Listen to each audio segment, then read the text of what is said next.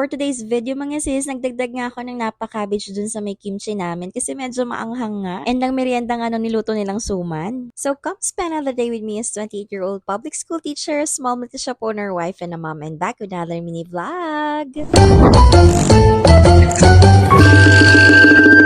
Sabi ko nga sa asawa ko mga mima nung isang araw ay bumili nga ng napaka-cabbage para nga idagdag dun sa may kimchi namin kasi medyo naanghangan ko nga ata. Since puro acidic ka ang mga tao dito mga mi, baka naman mag-trigger yung acid namin, charing. So this time mga sis, naisipan ko na nga lang na i-slice na since medyo nahihirapan nga akong i-cut. Nung nagawa na gamit nga ang scissor mga mi. Since 5 PM pa nga lang yan mga sis at hindi naman ako naghahabol ng time para ibabad ito mga sis kasi nga kailangan 4 hours ngang nakababad sa salt.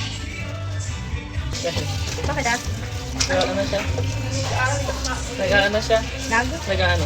Ano? Nag-ano? Ay, Lusong gusto. So habang nagagawa nga ako dyan mga mi, itong asawa ko ay chinichika nga ako dyan, charing. So kapag in-slice ko nga mga mi, ayan, sinasabayan ko na nga ng paghuhugas. And dilalagay ko na nga yan sa container mga mi sabay ng salt. Nakailang gawa na nga ako ng kimchi mga mi, kayo nakagawa na rin ba? Char! Next time nga mga mi, try ko naman yung apple. May kasama ngang apple yung paste mga mima pero wala ngang rice. Kapag naubos nga ito mga mi, gagawa nga tayo ulit para mapag-compare nga natin mga mima kung ano ngang mas masarap.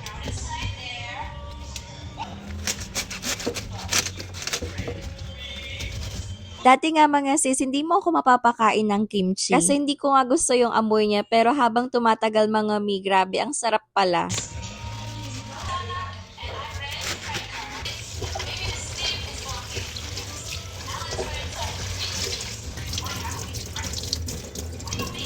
Tatlong napaka-cabbage nga lang yan mga sister pero halos mamuno-muno na nga yung lalagyan namin. 90 pesos nga ang bili ng asawa ko dito mga mi. Sabi ko nga sa kanya bumibili ako ng 160 pesos na kimchi mga sis. Tapos parang 500 grams lang yun. Pero dito nga mga sister parang naka 250 pesos nga lang ako pero ilang kilo na nga. What more kung mas mura nga talaga yung umbok mga mima.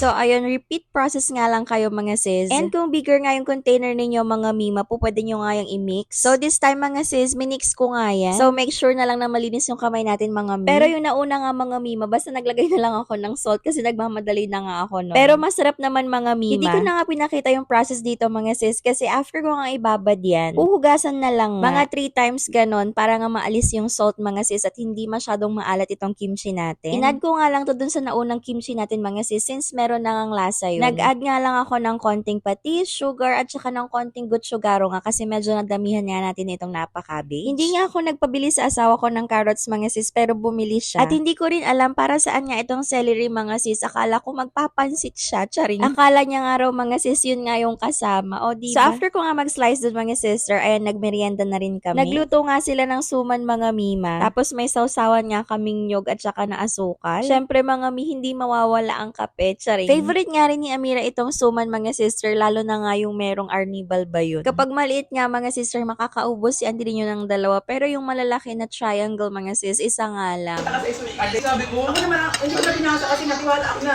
Aga-aga pa ni mami. Dito nga mga sis, ang usapan nga namin kasi yung kapatid ko, card day nga daw nila. Pero hindi nagbasa ng letter mga mi, o diba? Basta ang sabi ng kapatid ko, card day namin. Tapos akala nila dito mga sister, nung araw nga rin na yun. Kaya ayun, it's a prank mga mi, charing.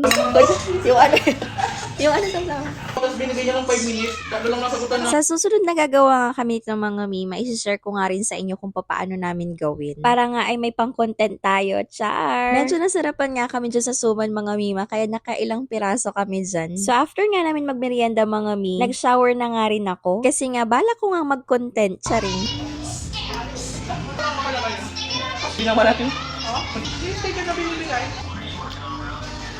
Sa gabi nga mga sister, after mag-shower, ito nga ginagamit ko sa face ko. Yung soothing gel. Mas relaxing nga mga sister kapag nakalagay pa nga yan sa ref. Kaso ayun, nakakalimutan ko ang ilagay sa ref mga mima. And sa gabi nga mga sis, ito nga yung ginagamit ko na lotion. Hatomogi lotion from Japan nga mga sis. So ayun, ganyan ako kadami maglagay ng soothing gel mga sister. Hinahayaan ko na nga lang yan matuyo. And after nun dinner na nga ulit mga sister, meron kaming adobo. Syempre, may kimchi kami. And ayun, magko-content nga sana ako mga sister since meron akong bago pandikit nga mga mima na very affordable at napakatibay. Kaso may parating nga akong free sample na fake nails mga sister. Kaya dun na nga lang ako gagawa ng complete video mga sis. So ayun lang muna for today's video. Thank you for watching. Bye!